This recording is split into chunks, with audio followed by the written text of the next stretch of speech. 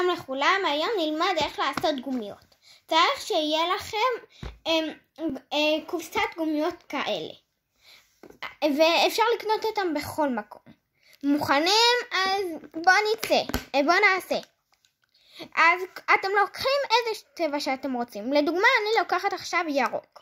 עושים X ולוקחים עוד גומיה, לא משנה איזה.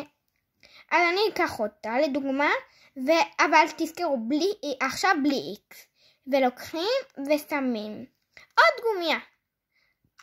רק הפעם הראשונה ב-X, גם הפעם לא ב-X, ככה, ושמים.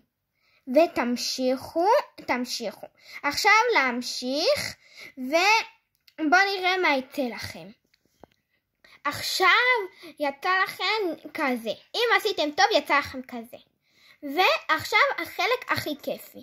אתם לוקחים, יש לכם בקופסה דברים כאלה, פותחים, והנה, תראו איזה פיצקים אלה.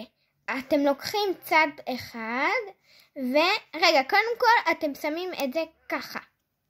ואז עושים משהו כזה. לוקחים את הצד הראשון,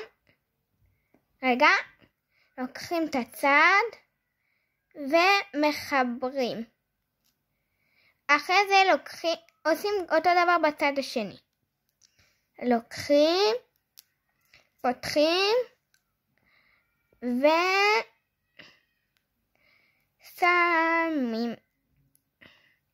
ועכשיו יצא לכם צמיד מהמם. אז תזכרו להירשם לערוץ, להפעיל את כפתור הפעמון ותנו לייק. ביי!